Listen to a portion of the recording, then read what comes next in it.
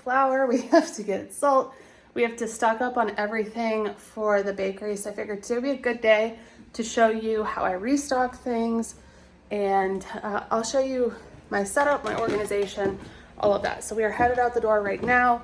We have to go get animal feed first, because if you don't know, I also run our farm, and technically my husband is the owner of everything because he's a veteran. We got a little bit of, I don't want to say discount, but you get to do some special things if you are veteran owned. So he technically owns everything, but I'm doing all the work. So I'm headed out now. We're gonna grab animal feed at a local co-op, and then we will go restock everything for the micro bakery. I also have both kids today, so that always makes things just a tad bit more challenging, but they know the drill, so. It is quite a hike for me to go get the flour that I need. This bakery is on the complete opposite side of town, so when we come, we like to stock up on cookies and all of their baked goods that they make. But I have to carry all this stuff in myself, and it is not a fun gig. Usually I try and ask Andrew to do it, but I needed to get it inside and in the containers because we have a lot of dough to make today. We had an incident with our garbage can. Our garbage cans do not last long around here.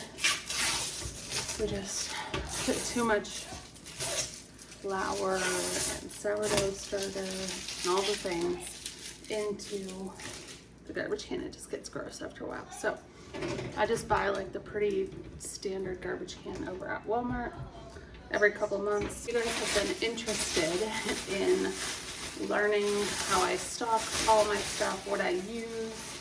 So we're gonna do that right now. I meant to video a ton of footage of me being out, getting all the things, but with 2 kids, it was nearly impossible. So the tiny amount of footage that I did get, you know, it was a win. If you plan on doing a YouTube channel while you're running your micro bakery, one of the things that I recommend is getting some sort of microphone, especially if you have background noise. Like I have kids that are playing in the living room while I'm filming, and it just helps eliminate that. I had a lot of people before I got the microphone kind of comment like, hey, it's really hard to hear you. So that's just a tip. There are a few new things that I'm going to be finding homes for. This is our table runner for the festival that is coming up, and I think it looks so good. So I have this. I really need to just get a bin and put all of the things that I'm gonna use for like farmers markets and stuff in that bin. So we'll work on that too. But that's exciting. Things coming in with your logo just is cool. So I have this. I also got the square reader. This I haven't even opened because I don't really need to use it yet, but it's free when you sign up. I just got the free one. You can get all of the things, but this I can put on one of my posters just so they know we take card. And this is all it is. And it plugs into your phone, and you can swipe. I don't know if you can see, but I'm sure you guys have seen them. You can just swipe cards on them. Some people have asked me, like, what do you use for your customers to pay so that you're not losing out money? And there's nothing. If you're going to be running any sort of electronic payment, there's always going to be some sort of fee. And personally, I don't suggest giving that fee to your customer. Do Venmo, PayPal, which is attached to my Bakesy website. That has just been a lifesaver, honestly. I have been thinking about moving to a different platform to sell my bread on. I want to do everything on one website because I'm going to do courses and stuff that I talked to you guys about. I'm working on that, but one thing that I do require is that whatever website it is takes Venmo and PayPal, because that's how my customers are used to paying. And if I'm being honest, when I go to a website, if I have to pull out my debit card to put in my numbers, it's like 50-50 whether I'll actually purchase or not. So I got that. We're going to go through all the supplies. We have to kind of organize and clean anyway, so I'm going to walk you through all of this. So I got these big containers at Walmart. They're just like a plastic food grade container. If you are licensed and you're in PA, everything needs to be labeled. So I just have pink Himalayan sea salt labeled right on there. And then I always get this, I don't know why. It is just the brand that I like. This is fine Himalayan pink sea salt. So I don't keep them in these bags because part of the thing about being licensed is that everything is in a food grade container that is labeled. So that's what I put everything in. And food grade can be mason jars. So if you need something to put some stuff in, I use some mason jars you can see on the top shelf there to store some of my stuff. However, since my increase in business, I'm not going to be able to keep everything in those mason jars going forward. We'll talk about that here in a minute. So I literally just dumped them into here, and they only had 3 bags at the store. I really need to see if I can get this in bulk. This is one thing that I don't buy in bulk, and I haven't like really researched it because time. So I got 3 bags of that, pour that in. And honestly, it's nice to have everything just in one spot. Bulking up your dough. You're just pulling right from this big batch of salt instead of having to open different packs and store different packs. So I always put my tablespoon in there because that's how I measure. And she's pretty much restocked. I don't ever really fill it all the way to the top because I don't go through that much, but eventually I will. So I have that. I have my starter here and it is ready to go. We have to start making dough shortly. If you're licensed, you know the wood Banneton baskets are a sore spot for any of the inspectors. So I ordered some of these silicone Banneton baskets. I just wanted to test them out and see if they're going to work or not. I'm going to do a whole video on comparing these to the wooden ones because I have not seen a video like that, and I think it could be really helpful. They do come with these covers as well, so I'm going to test those out and see what we think. So I have all of my Banneton baskets here that are oval. In this container, I like to go through it once a week and just kind of see what's going on. I keep my honey in there. I keep my everything but the bagel seasoning in this mason jar. Eventually, this is going to have to change. I did just order everything but the bagel seasoning in bulk, so that is on its way. I was at the store and I was just about to purchase all of it, and then I just thought to myself, I'm like, let me see what bulk is for this because I know it's probably a lot cheaper. I do have one more container of the everything seasoning. Okay, I just added the little bit that I had left. So I have this, and then another thing that I have is white rice flour. I just ordered 2 pounds of the white rice flour. I'm no longer going to be able to use this mason jar anyways, so what I'm going to do is I'm just going to peel off the sticker since I'm bulking up on that. I always keep some bench scrapers in here. Really, they want you to use like plastic or silicone, so I'm kind of changing everything over to that against my heart. I love wooden things. I just like the feel of them, but they don't get as clean. So I'm going to go ahead and just put everything back in here. I do keep kind of a strainer in here for when I do dust with the rice flour. I also have both of my loaves in here. I never really use this one. I just have it in case something. And then these, again, they're not suggested by the Department of Agriculture. However, I really like them to scrape down the jars. So that is my top shelf. I always go through these Bannetons and just kind of straighten them at the beginning of the week. Like on Fridays, I am just done. I am over it. I am ready to just start my weekend. So a lot of times I get kind of lazy and I just throw things on the shelf and say I am done for the day.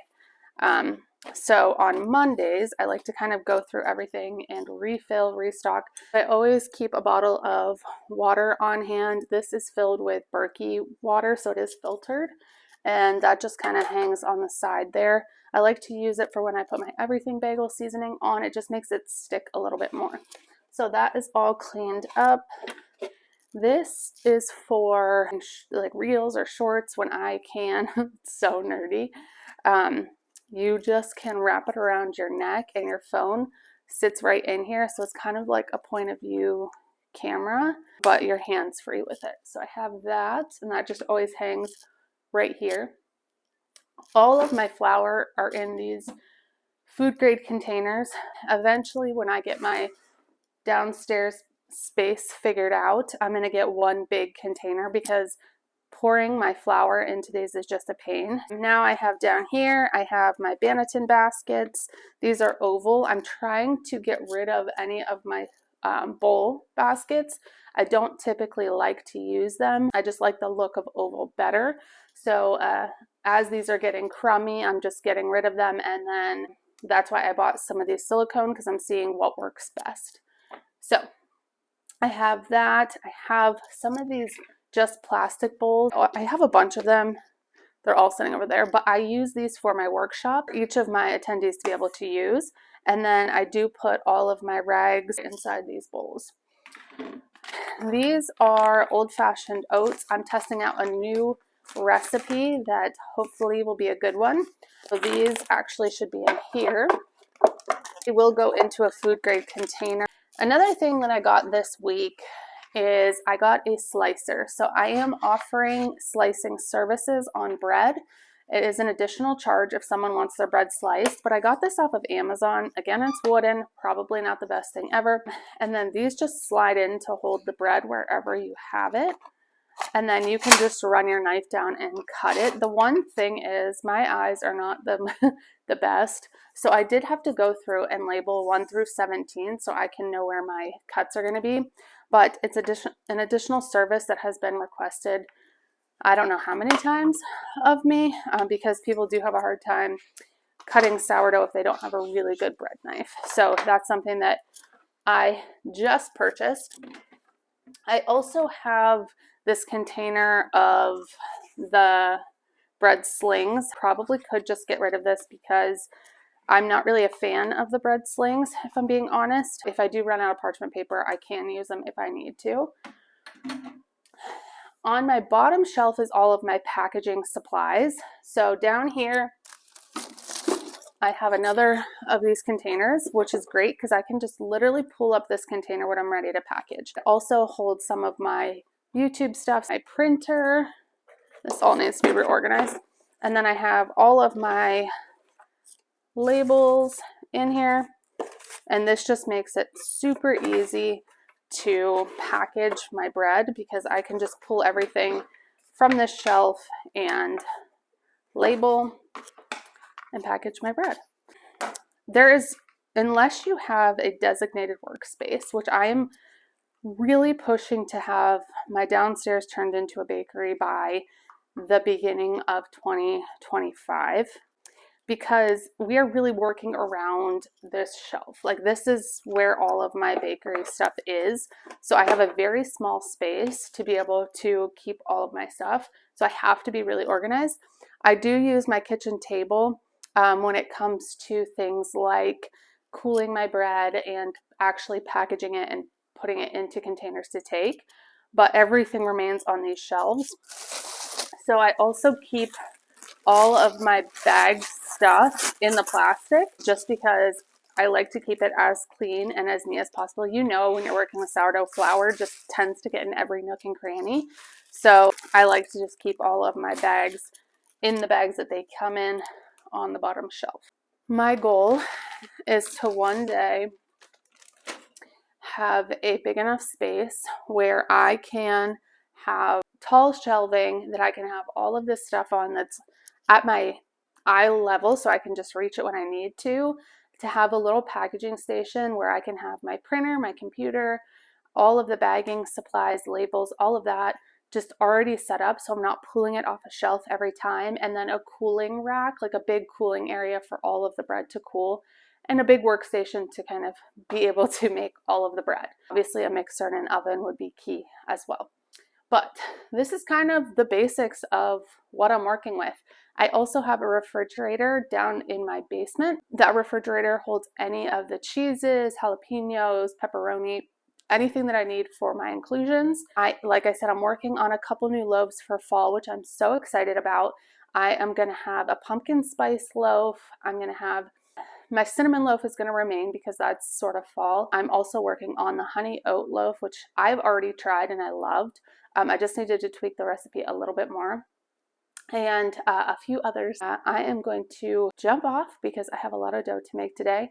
If you guys have any questions, please leave them in the comments, and I will catch you in the next one. Bye, guys.